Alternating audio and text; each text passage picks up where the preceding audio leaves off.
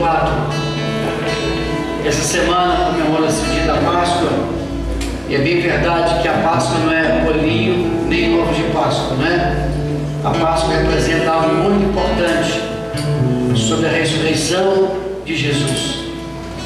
Então nós queremos que você, por favor, abra conosco Lucas capítulo 24, a partir do verso 13.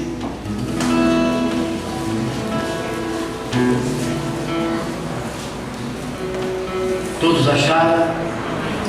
Glória a Deus. E eis que no mesmo dia iam dois deles para uma aldeia que estava de Jerusalém, 60 estádios, cujo nome era Emaús. E iam falando entre si de tudo aquilo que havia sucedido. E aconteceu que, indo eles falando entre si e fazendo perguntas um ao outro, o mesmo Jesus se aproximou e ia com eles.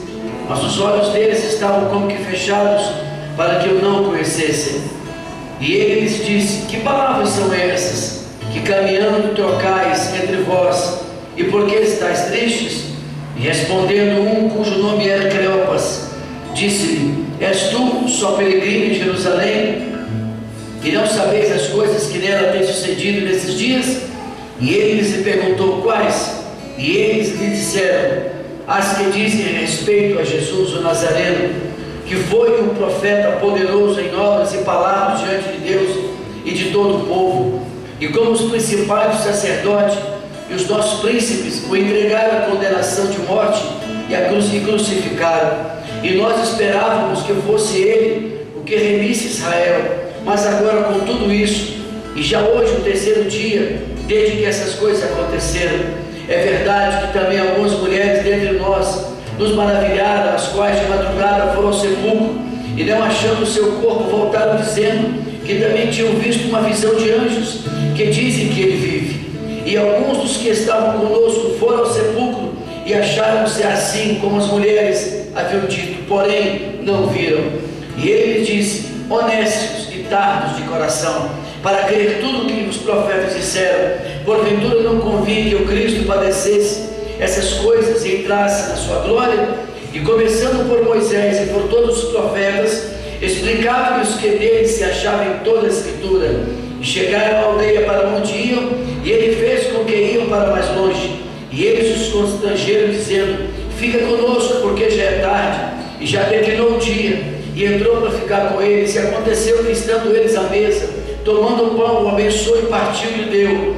Abriram-se então os seus olhos e conheceram a ele, e desapareceu. E disseram uns para o outro: porventura não ardia em nós o nosso coração, quando pelo caminho nos falava e quando nos abria as Escrituras? E na mesma hora levantou-se, voltaram para Jerusalém, e acharam congregados os 11 e os que estavam com eles, para a glória de Deus. Pai, eu quero te pedir agora que, através da tua palavra, o Senhor venha trazer, ó Deus, ao nosso espírito a revelação desse texto ao coração da igreja, como um dia tão especial que, ó Deus, se comemora esse dia da Páscoa. Mas não é essa Páscoa que o mundo faz, é completamente diferente, Senhor, porque o Senhor um dia ressuscitou dentre os mortos. O Senhor morreu, mas no terceiro dia o Senhor ressuscitou. E para nós é a coisa mais importante que nós queremos, é continuar no caminho para o céu, para a glória do teu nome. Abençoamos a igreja com toda a sorte de bênçãos, em nome de Jesus, e todos digam amém. Amém. Pode sentar, por favor. Eu quero falar nessa noite sobre o impacto da ressurreição de Cristo. O que é que causou aquele impacto naquele período? As melhores notícias que o mundo já ouviu vieram de um túmulo vazio. Essa foi a melhor e maior notícia que o mundo já pôde ouvir. Não foi de morte ou de alguma ascensão de ninguém. Não foi a riqueza de Bill Gates. Não foi a popularidade do Barack Obama, ou seja, outra coisa que o mundo possa se alegrar. Mas a maior notícia que o mundo teve foi que Jesus ressuscitou, que o túmulo dele está vazio. A história da Páscoa não termina num funeral, mas ela termina numa festa. Uma festa de triunfo. O túmulo vazio de Cristo foi o berço da igreja. Aquele túmulo representava a inexistência da igreja. Quando ele ressurge, dos lugares mais sombrios, aí então a igreja ressurgiu com ele. Que coisa linda, nós podemos hoje adorá-lo, cantar, dar a ele os motivos da nossa alegria.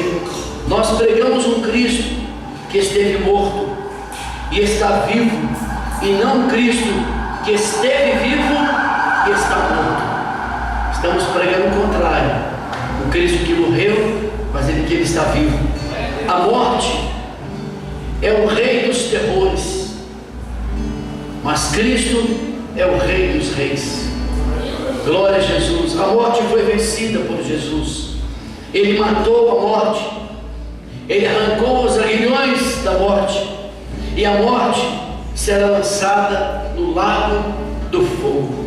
Ela não vai para a eternidade. A morte não vai para o céu. Ela tem seu destino no lugar da morte, ou seja, no céu. Lá só vai haver o que? Vida, pois a morte terá o seu lugar, não é no céu. E a igreja está indo para lá, para o céu, preparando para novas moradas, estando com Jesus. A ressurreição de Cristo é a demonstração do supremo poder de Deus. Qual é a importância, pastor, da ressurreição de Jesus? A ressurreição de Cristo é uma das fraudes mais maldosas da história, ou então o fato mais extraordinário. O que já disseram sobre Cristo nesse mundo, falando maldosamente sobre a sua ressurreição. A ressurreição de Cristo e o cristianismo permaneceram em pé ou caem juntos. Eles permaneceram de pé, tanto Jesus quanto o cristianismo. Nunca houve uma queda. Vocês percebem bem que Cristo começou e terminou honrado.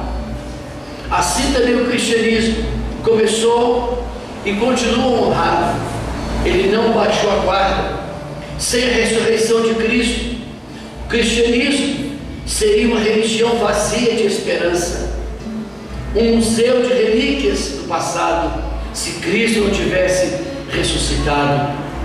Paulo diz que sem a ressurreição de Cristo, nossa fé seria vã, nossa pregação seria inútil, nossa esperança seria vazia, nosso testemunho seria falso, nossos pecados não seriam perdoados, e nós seríamos as pessoas mais infelizes de todos os homens.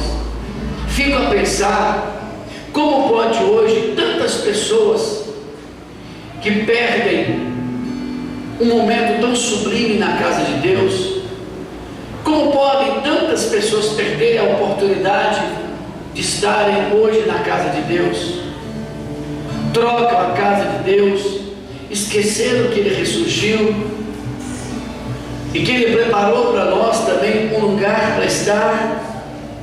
Sem a ressurreição de Cristo, a morte teria a última palavra. A nossa esperança no céu seria um grande pesadelo. Sem a ressurreição de Cristo, o cristianismo seria o maior engodo da história, a maior farsa inventada pelos cristãos. Mas de fato Cristo ressuscitou. Olha por que ressuscitou. Você está aqui, Ele está dentro de você, Ele está vivo. Sabe, igreja, eu não perco as oportunidades. Um dia eu estarei todos os dias na igreja. Um dia. É um sonho que eu tenho, é a coisa que eu mais anseio. É de segunda a domingo estar na casa de Deus, pregando, ministrando, falando dele para as multidões. Não é o trabalho. Às vezes nós estamos pensando na aposentadoria. Eu vi hoje uma reportagem de um senhorzinho de 95 anos, o dinheirinho para pagar o aluguel, né? Trabalhou o dia inteiro para pagar aluguel. Como seria bom se nós passássemos mais tempo na casa de Deus do que de frente à televisão, até mesmo do que trabalharmos tanto para o homem, sendo que a casa de Deus promove tanta oportunidade para nós. Mas quais são as evidências que essa ressurreição trouxe para a vida da igreja? A ressurreição de Jesus é um fato histórico, não é um fato isolado. As tentativas do adversário foram muito grandes. Disseram que Jesus não chegou a morrer na cruz ao ser colocado no túmulo. Olha quanto absurdo disseram dele. Disseram que os discípulos roubaram seu corpo. Disseram que as mulheres foram ao túmulo errado. Se escuta de tudo nesse mundo a respeito de Cristo. Fala de tudo do cristianismo. Mas eu agradeço muito a Deus por ter deixado a bússola do crente. Aqui é onde eu posso me ser conduzido para a minha vida espiritual. Quem não lê a Bíblia, infelizmente, não tem um conhecimento de tudo isso. Houve aqui as aparições de Cristo naquele período. Jesus, depois de ressuscitou, ele apareceu para Maria Madalena, as mulheres e para Pedro, aos 2 discípulos no caminho de Emaús, aos quais nós lemos aqui, aos apóstolos sem Tomé, aos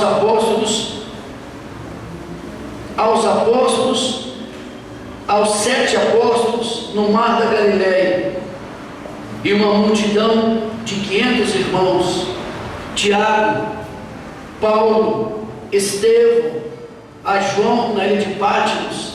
Quanta prova que tem que ele apareceu.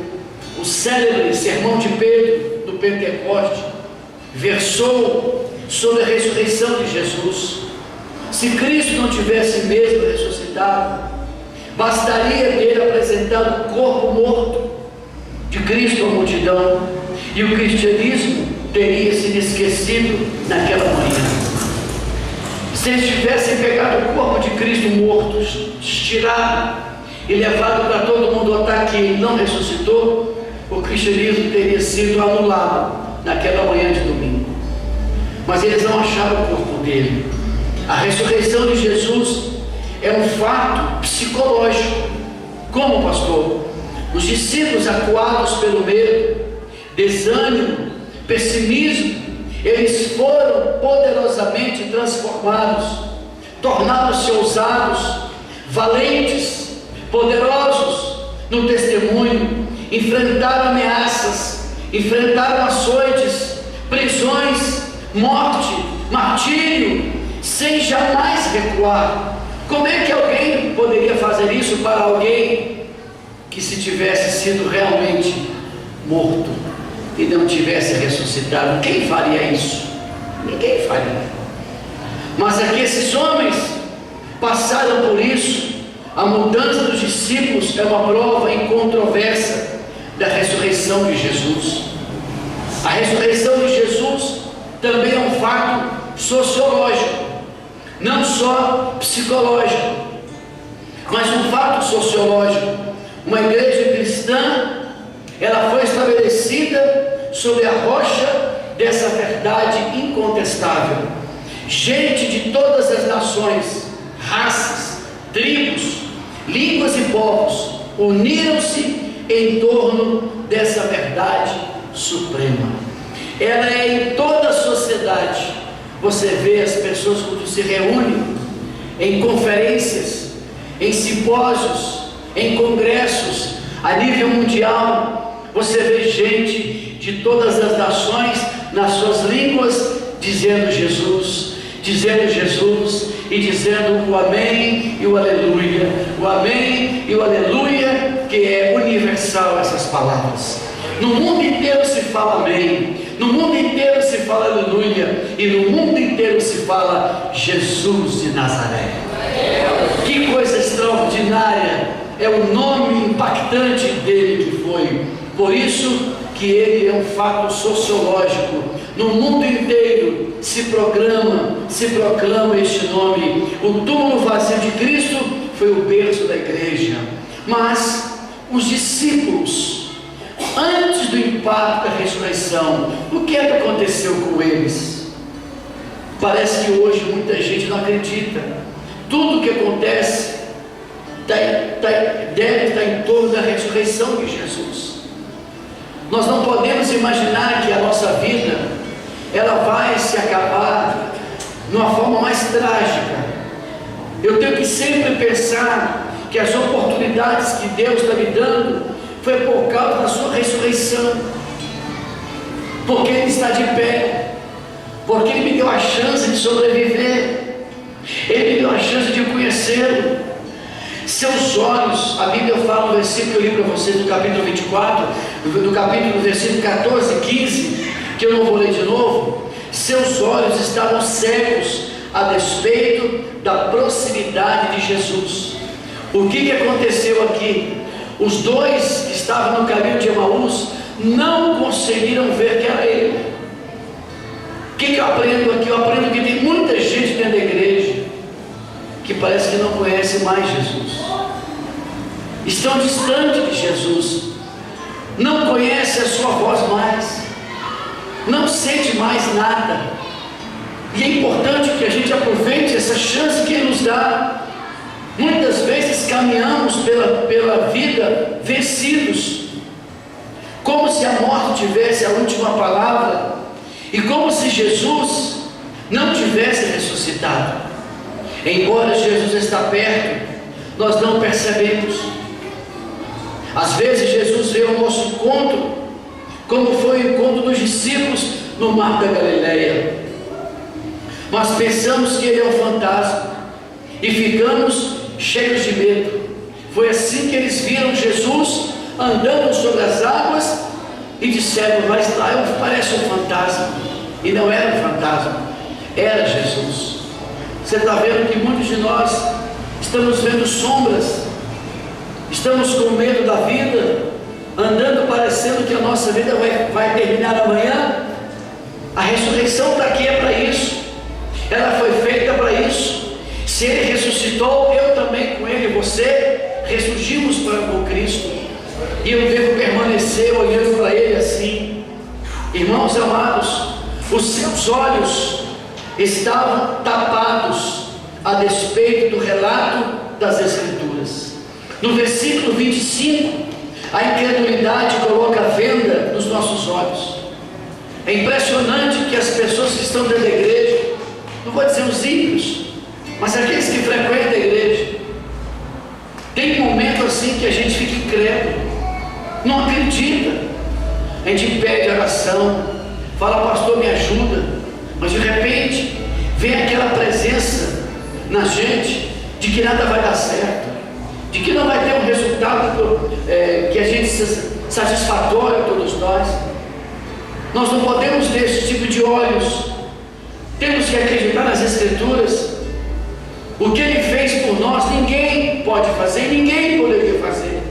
Ele o fez e o completou.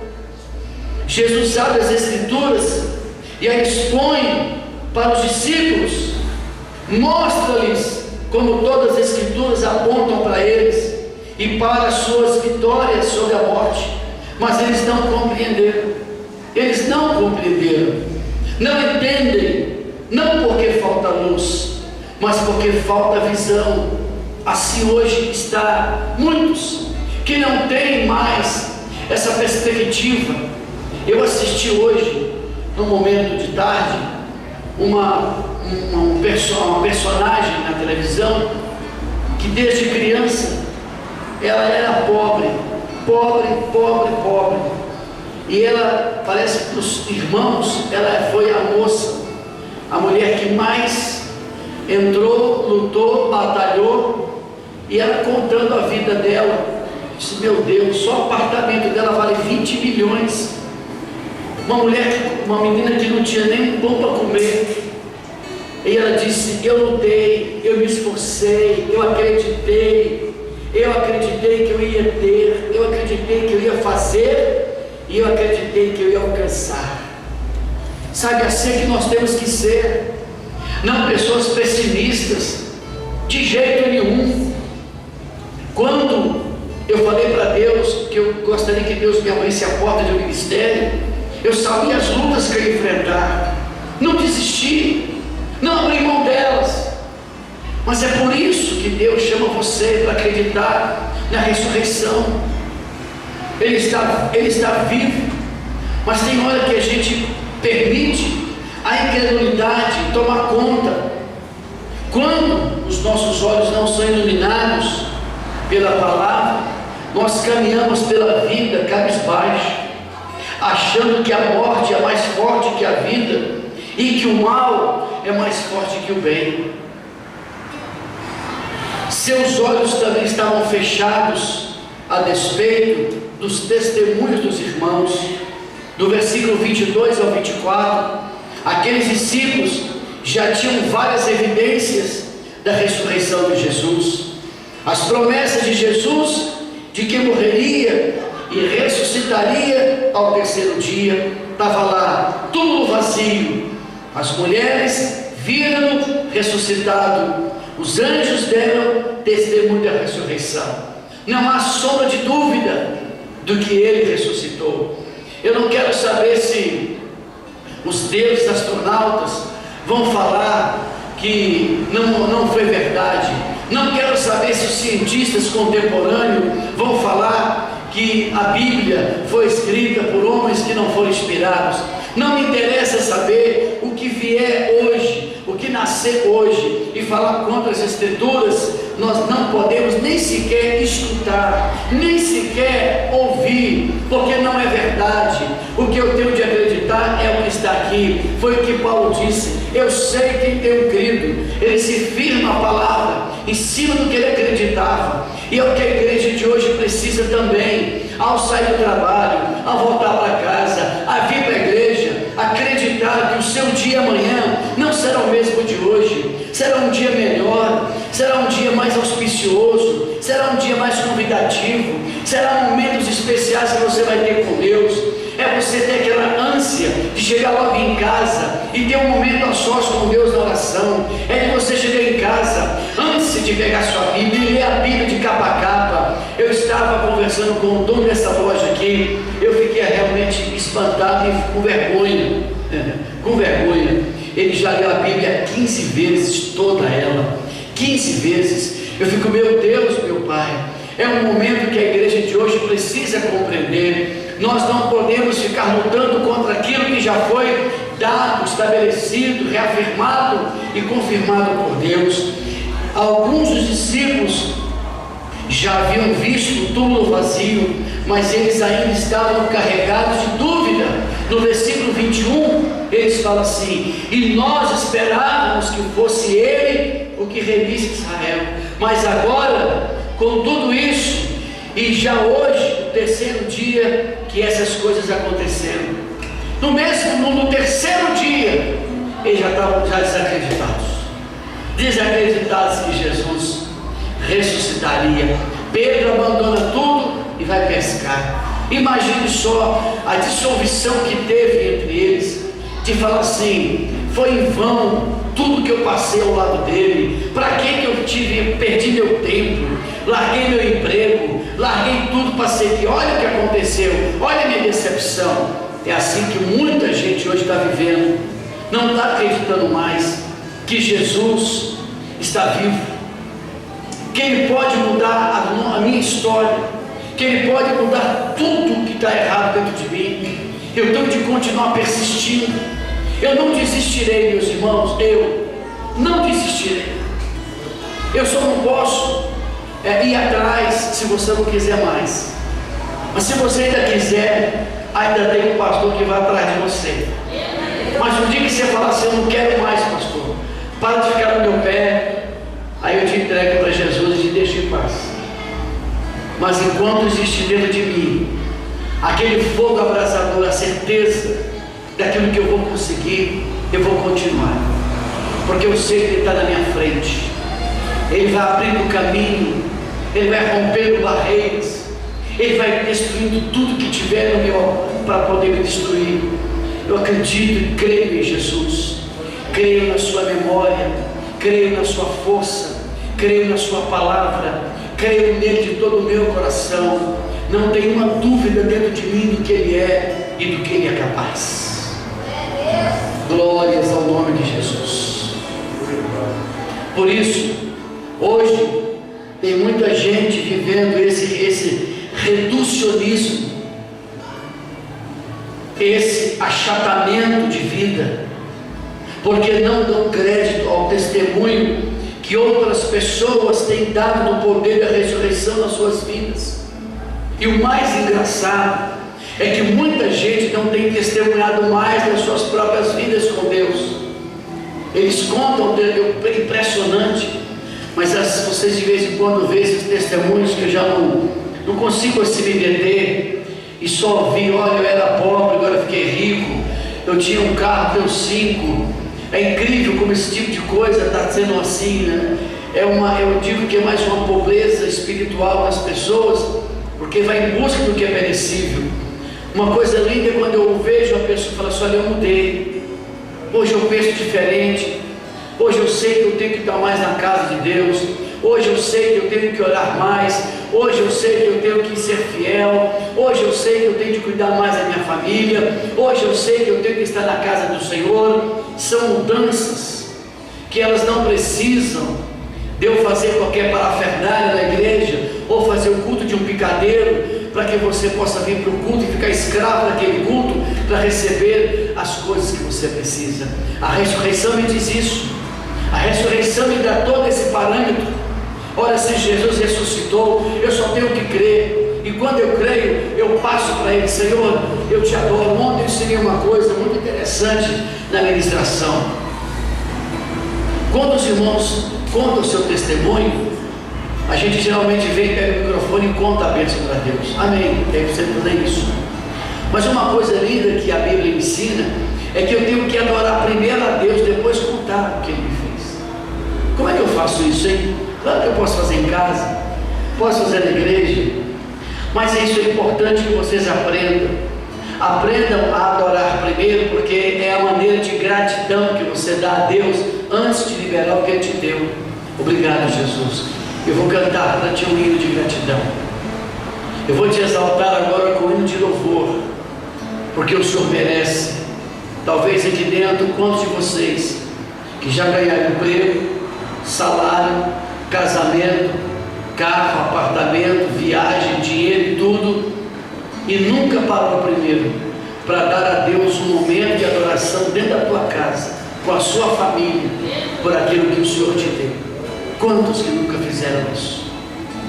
Apenas recebem, né? Oh, irmãos, eu sou grato porque o Senhor me deu. De contrapartida, Ele nunca deu nada. É assim que nós somos. Isso é errado. Isso é totalmente errado. Se a igreja aprender o caminho, que primeiro dá Ele e depois você conta para o povo, Ele tem que ser o primeiro a te ouvir. Ele, a sua casa, é que tem que ser a primeira a escutar. É reunir sua família e dizer: vamos adorar o nosso Deus, porque o Deus concedeu que eu comprasse um carrinho para a nossa família. Um carrinho, às vezes um carro simples, mas foi Deus que deu. Um jogo de panela foi baratinho, mas foi Deus que deu. Um dente cariado que você foi arrumar, mas foi Deus que deu. O marido que está do seu lado, ou a esposa que está do seu lado, mas foi Deus que te deu. Por isso que a Bíblia diz que tudo deve ser feito com gratidão. Tudo. Então, irmãos, assim limitam a vida cristã apenas às suas experiências. Eu não quero, como homem, ter apenas contar para vocês experiências naturais. Eu quero cada dia na minha vida, como eu tenho crescido, trazer para vocês experiências interiores, experiências diferentes. Foi anteontem, na sexta-feira, Eu fui pregar no acampamento, irmãos, o negócio lá ferveu do meu lado, sozinho. Quando eu sentei na cadeira, que os irmãos começaram a louvar, Deus me mostra nitidamente, como no conjugando, a presença dos demônios. Nitidamente, eu falei, meu pai, logo hoje, eu não vi muito para isso, cansado, e não teve outro jeito. Eu estava ali como representante do Senhor, eu estava ali como embaixador do céu, eu estava ali como um ministro da palavra, e eu não poderia deixar de obedecer a sua voz de comando. Mais quase 30 pessoas caíram possessas por demônios, quase 30 pessoas, tudo crente, tudo frequentando a igreja. Eu fiquei pensando, meu Deus, como está hoje o mundo? Estamos vivendo dentro do evangelho que estamos acreditando que tudo pode acontecer, que as coisas não vão acontecer com a gente. Por isso que cada um de vocês precisa continuar olhando firmemente para Jesus, que os irmãos não devem deixar a sobra para Deus. Não dá o resto para Deus, gente, não dá não. Dê o melhor que vocês podem na casa dele, dê o melhor que vocês podem das suas vidas, dê o melhor que vocês podem dos bens que vocês têm, dê o melhor, não dê resto não, não dê sobra não. Se a gente faz isso, nunca vamos provar de nada a respeito da ressurreição. Então, para que ele ressuscitou? Para que eu andasse de cabeça baixa? Para que ele ressuscitou? Para que eu ficasse reclamando e murmurando o tempo inteiro da minha vida? Não! Ele ressuscitou para me vivificar, para me restaurar, para estabelecer na minha vida que eu sou um novo homem, que ele veio exatamente para me dar a oportunidade de me levantar nessa terra e ser um representante dele. Vocês são representantes de Deus. Onde vocês forem, o Espírito Santo usará a boca de vocês. Mas se não acreditarem, como é que pode acontecer as coisas? Vocês viram aqui, seus pés estavam na estrada da fuga, a despeito de várias evidências da ressurreição. Verso 14 ao verso 20. Aqueles dois discípulos se acovardaram. Eles disseram de tudo, desistiram de tudo. Eles desistiram do discipulado, desistiram de crer, desistiram da caminhada da fé. Eles botaram o pé na estrada da dúvida, do ceticismo e da incredulidade e desistiram de Jesus. Deixa eu falar para vocês uma coisa: quando a gente abandona tudo, estamos desistindo dele. Não tem meio termo aqui não, irmãos. Aqui não tem meio termo não. Quando você desiste de continuar no caminho, mesmo com a queda, a gente se levanta, corre para a cruz e ele nos perdoa. Mas quando a gente começa a abandonar as coisas que nós sempre fizemos, nós estamos desistindo de Jesus, estamos deixando ele para lá e começamos a acreditar em outras formalidades da vida. Independente do que vocês passarem, nunca vocês podem deixar de fazer e cumprir o que tem que fazer para não desistirem dele. Quantos hoje não querem mais? Quantos hoje estão desanimados? Estão sentindo completamente enfraquecidos, porque eles colocam a culpa em cima da luta, colocam a culpa em cima da tribulação, colocam a culpa em cima da adversidade. E qual foi o momento que Jesus disse para a igreja que nós o aceitávamos, não teríamos mais nada, passaríamos só pela remanância, estaríamos só na vida mansa? Onde na Bíblia está escrito isso? Hein?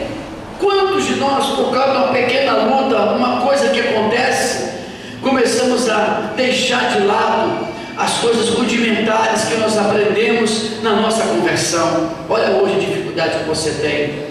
Olha hoje a dificuldade que você tem de orar 6 da manhã. Olha hoje a dificuldade que você tem de ser fiel no dízimo. Olha hoje a dificuldade que você tem de ser submisso ao pastor. Por quê? Porque lá atrás você começou a quebrar essas alianças. Você começou a deixar para lá. Você começou a abandonar as coisas.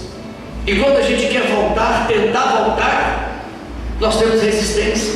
Há uma resistência grande dentro de nós no que diz respeito a isso. Não quero mais saber, quero ficar na minha, não quero mais dar satisfação, não quero envolver com nada. Não é bom isso para a gente. Não é bom isso para você. A ressurreição está aqui, é para isso.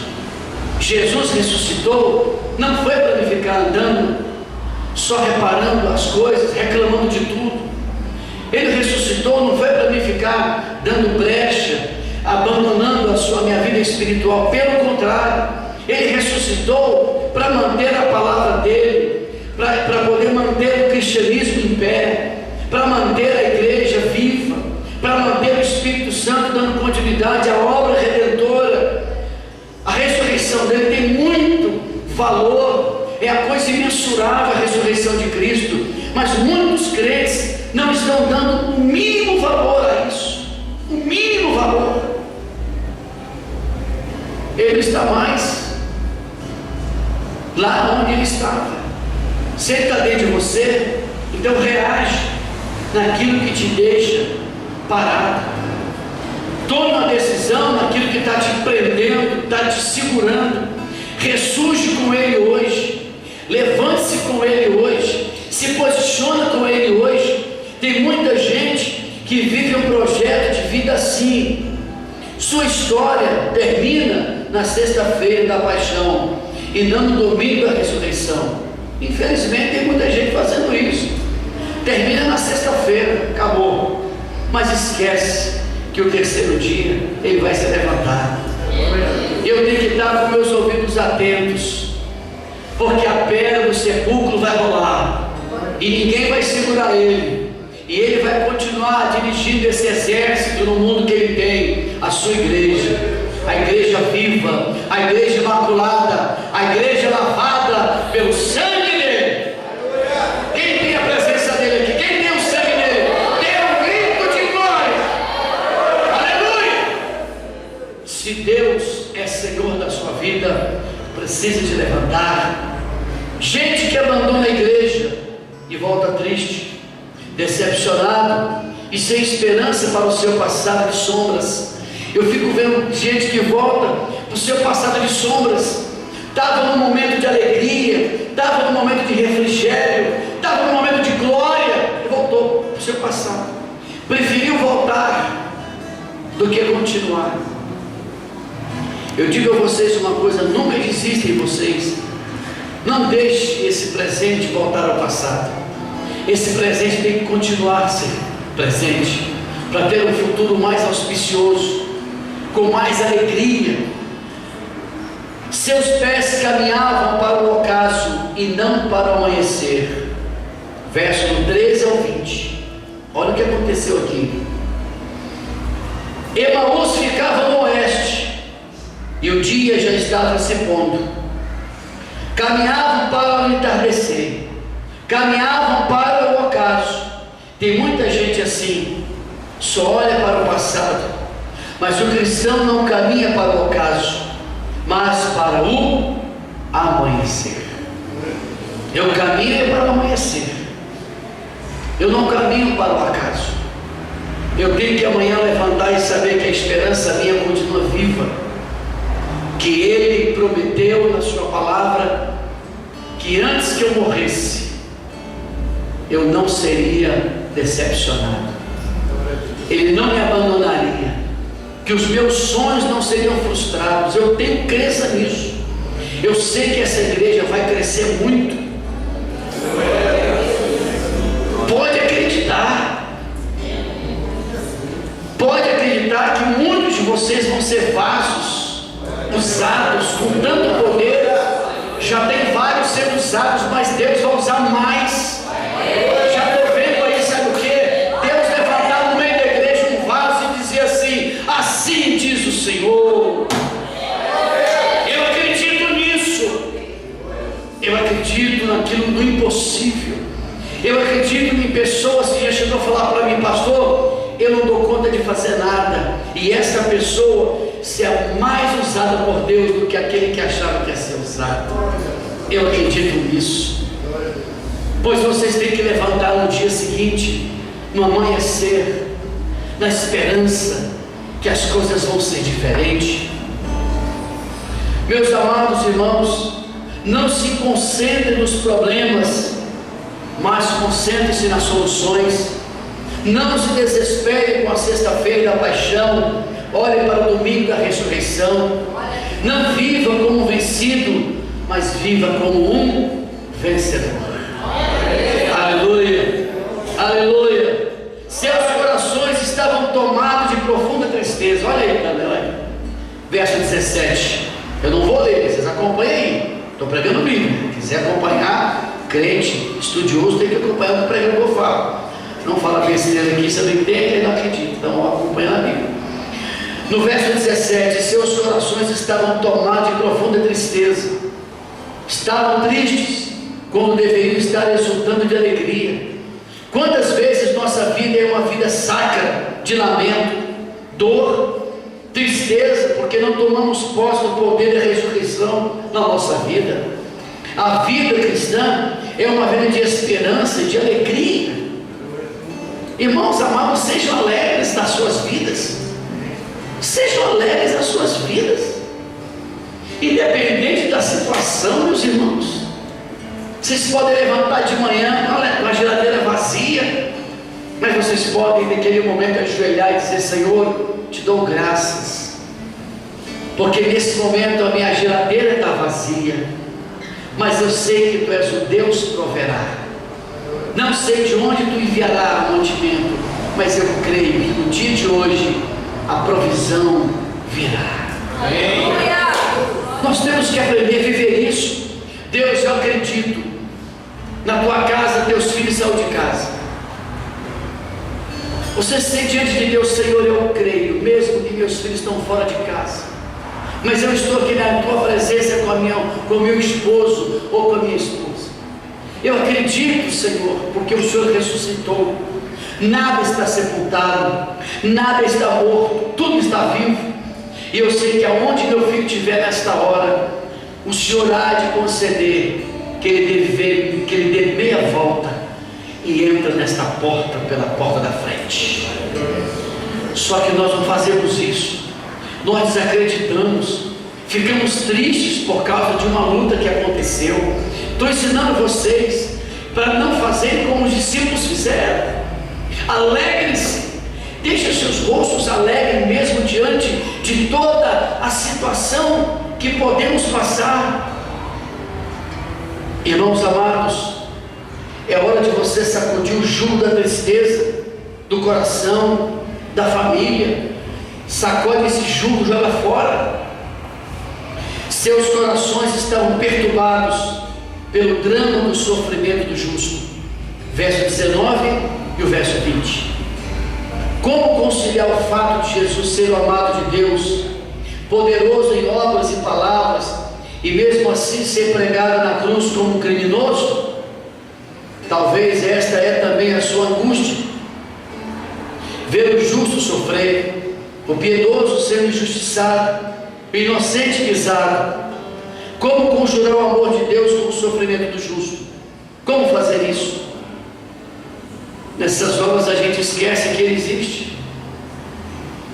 Eu vejo irmãos aqui que estão doentes, vão para o hospital, impressionante, não acredita, não pede o pastor para orar por eles, gasta dinheiro lá, a doença não sai, enquanto podia falar assim: pastor, com humildade, sem orgulho, pastor, ora por mim que eu estou precisando. Mas não, é impressionante, a gente não acredita nas coisas. Nós estamos servindo um Deus que ressuscitou, estamos servindo um Jesus Cristo, o Senhor Jesus, que levantou Lázaro, ressuscitou mortos, fez tanta coisa, e dentro da igreja nós não acreditamos em mais nada. É como se nada mais acreditássemos que podia mudar a nossa história. Quando eu vejo alguém que está enfermo e fala que está doente, eu não oro por ele não. Ele está dentro aqui comigo, está vivendo comigo e não fala nada, deixa ele sofrer um pouquinho. Ele tem que acreditar, ele tem que ter humildade para chegar, pastor, ora por mim. Eu quero parabenizar aqui o pastor Álvaro, porque é pastor, pediu aqui oração por tantas coisas, já recebeu quantas? Quantas você já testemunhou aqui na terça-feira? 3 ou 4 vezes. Ele é pastor, meu colega de ministério. Olha o exemplo que ele está dando. Enquanto tem pessoas que acham que vai dar conta sozinho. Aprende. É tão bom ensinar porque a gente aprende. Seus corações estavam cheios de esperanças frustradas. No verso 21. O caminho de Emaús é o caminho da desistência do discipulado. Domingo agora, senhoras e senhores, atenção, aproveitando aqui a pregação, domingo agora começa o MDA. Demorou, não foi? Agora sai.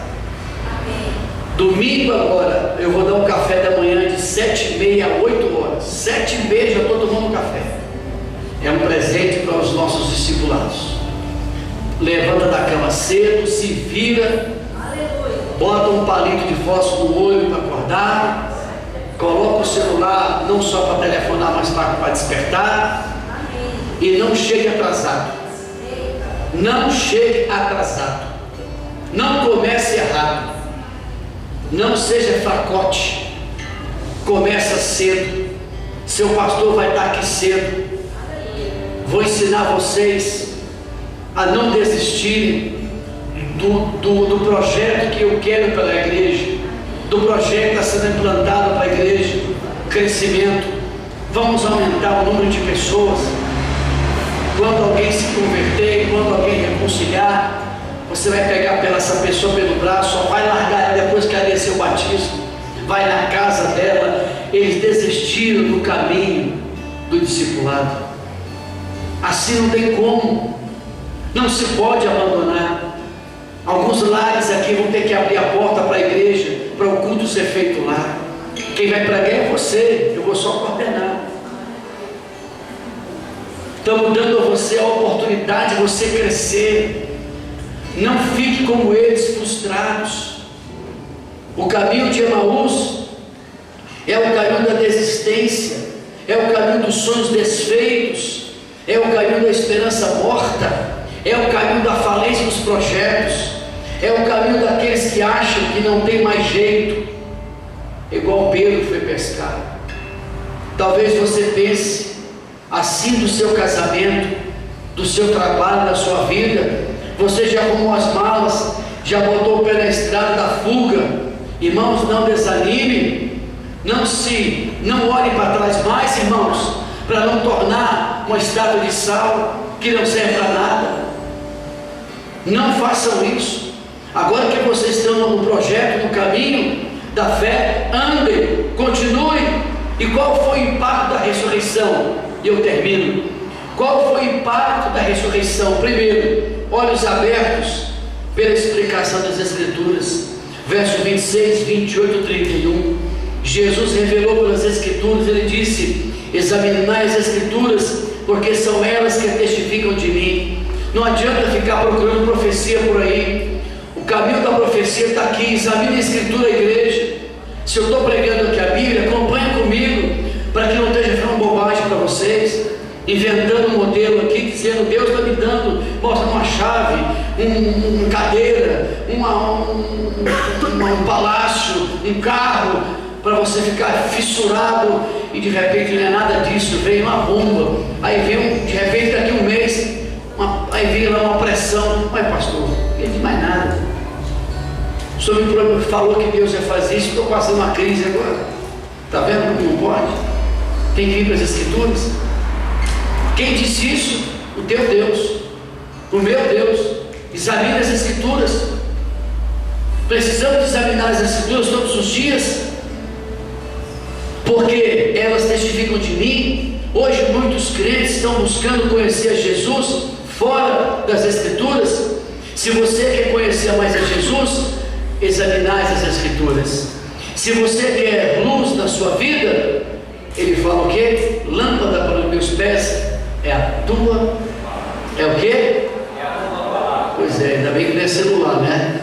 Se você quer ter mais fé, a fé vem pelo ouvir, e ouvir a. Se você quer mais santidade, ele diz o quê? Santifica-os na. Não lê a Bíblia não, crente? Santifica-os na verdade.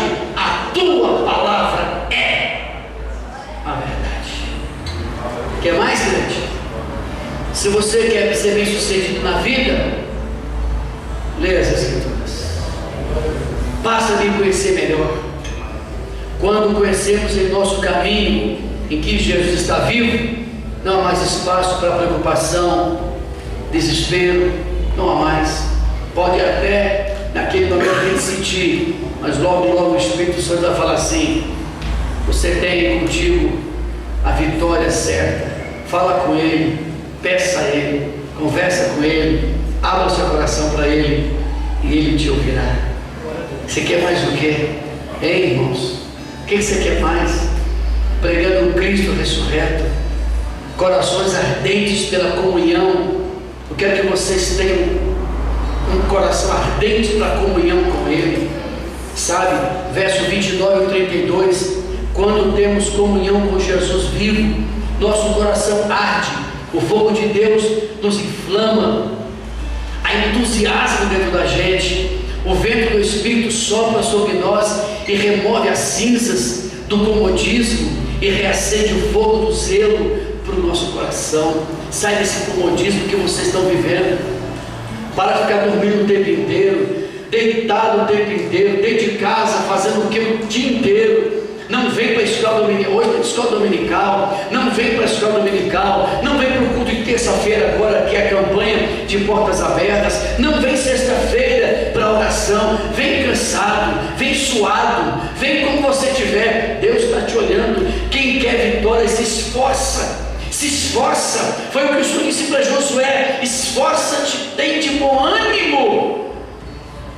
Numa hora como essa, não é para você ficar pensando, não é para você ficar observando, reage. Tenha no teu coração ardente comunhão com Ele. Quando o coração arde, acaba a frieza espiritual, acaba o marasmo, vira a casa de Deus e alegria. Orar é necessidade e louvar a Deus é prazeroso. É prazeroso. Por isso, andar com Jesus é o sentido da vida. Andar com Jesus. Quando o nosso coração arde, nossa vida se torna um graveto seco para o fogo do Espírito. Eita, aí o fogo incendeia. E por último, pés velozes para proclamar a ressurreição. Do verso 33 ao 35: quem tem olhos abertos, coração ardente, tem pés velozes para falar de Jesus. Eu não vou perguntar aqui. Porque se eu perguntar aqui, eu vou virar discosta. Aqui nós temos crentes de 15 anos, 10 anos, 5 anos, ou talvez 20. Não é para você falar, mas quantas almas, quantas vidas você já levou, pregou, acompanhou, levou para a igreja, para Jesus. É prazeroso, pés velozes. Eu tenho de pregar, eu tenho de sair com o pastor, eu tenho de ir para a igreja para o evangelismo. Meu Deus, eu não posso ficar assim, pés velozes para pregar. Não é pés velozes para fofocar, não, viu? Não é pés velozes para falar mal dos outros, não é pés velozes para criticar as coisas dos outros, não. Pés velozes para fazer a vontade de Deus. Usa teus pés para isso. Proclamar a palavra de Deus. Os mesmos que fugiram de Jerusalém, agora voltaram para Jerusalém.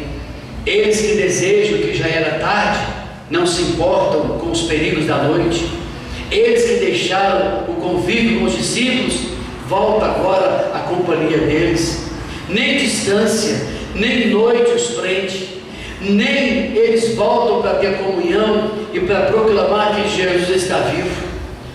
Gente que faz, eu quero ver. Eu estou pedindo a Deus, eu vou conversar com um amigo meu aí, para ver se ele me abençoa um cascalho e depois levantar aqui na igreja uma ajuda dos irmãos para comprar essa Kombi. A gente pode começar a dar sopa para o povo, visitar esses asilos lá no Recanto, lá, tanto lugar tem lá, gente aidética, asilo de velhinhos, gente que debaixo da ponte hoje está sem comer. A gente precisa ter os pés velozes para isso, sabe, voltar a ter esse sentimento dentro da igreja, dentro do reino de Deus, parar de preocupar com o umbigo, com o nariz, e olhar que a obra de Deus, Ele está vivo, Ele precisa do nosso trabalho, Jesus precisa de nós. Enquanto eu estiver aqui, eu quero ser útil até a última gota de sangue que eu tiver. Gente que vai para a UTI, impressionante, irmãos que tem o sangue correndo nas veias dele de Cristo. O cara nem na UTI, cala a boca, nem na UTI, ele está lá entubado, mas está lá, olha, Cristo vai me tirar daqui, falando para o outro lá, Jesus Cristo vai me tirar daqui. Ai, mas eu sei que Ele vai comigo. Pensa que não, 5, 6 dias depois o cara está bem. O outro doente lá fala, mas o que aconteceu? Foi aquele que ressuscitou, Ele está vivo, eu creio nele, aleluia. A igreja precisa reacender essa esperança, esta chama viva que é Jesus Cristo na nossa vida, passando isso para a nossa família, passando isso para os nossos amigos, nossos companheiros de trabalho, falando a tempo e fora de tempo. Se aqui nós tivéssemos hoje, pastor Samir, vamos sair agora, vamos entregar sou hora de maravilha, vamos acontecer isso. Eu preciso de uma igreja assim. Eu já pedi, eu quero uma igreja mais veloz para pregar e menos para falar das coisas que para Deus não interessa. O que para Deus interessa são vidas, restauração de famílias, restauração dos casamentos, restauração das pessoas. É isso que Deus está interessado, é sair desse comodismo que a gente vive, e tanto a gente fica acomodado que a gente acaba ficando conformado. Não, pastor, agora estou ganhando bem, agora não preciso mais nada não. Meu Deus do céu, olha só a ingratidão, né? Então a gente não pode fazer isso. Vamos aproveitar essa ressurreição, vamos, e vamos seguir em frente, porque atrás tem gente. Precisamos de aproveitar enquanto a gente pode, enquanto a saúde está aí com você, né? Não sei se o Álvaro está sabendo, mas o pastor Eliazer está com câncer na coluna. Eu visitei ele estava no hospital em Santa Marta, liguei para lá ontem também, ele não consegue evacuar nada, não é um bom sinal, está magro. Olha só, é um colega de ministério, né? A gente está entregue nas mãos de Deus. Deus faz o que Ele quiser, mas a igreja tem que orar, a igreja tem que clamar. Por isso que as vozes não podem se calar. Vem sexta-feira orar com a gente, né? Como Deus tem abençoado a reunião de sexta-feira. Vem no culto de terça-feira. Como Deus tem abençoado as portas abertas. Nós estamos tendo vários testemunhos, né? Terça-feira. Faça esse esforço. Vem no dia 18, dia com Deus. Vamos estar juntos. Não falte a escola bíblica dominical. Já retomamos agora domingo, tudo novamente. Façam prevalecer a ressurreição na sua vida. Faça. Jesus não vai pedir você de passar na faculdade, de passar no vestibular, de ganhar seu salário. É isso que Jesus está falando. O que Ele não quer é que você deixe ele para segundo plano. Só aparece quando você fala: vamos para a igreja hoje? Faça isso não, gente. Faça isso não, porque vai chegar o dia da prestação de contas. E não tem como depois escapulir, irmãos. Vamos escapulir naquela hora. Não tem como sair fora. Então, é um momento que a gente tem de oportunidade ímpar que nós temos. Olha, a ceia são para todos os membros que tomam a ceia. Todo mundo não podia faltar. Hoje é ceia, pastor. Hoje eu vou estar lá com meus irmãos. Isso é prazeroso. Isso é exatamente a comunhão que a gente tem.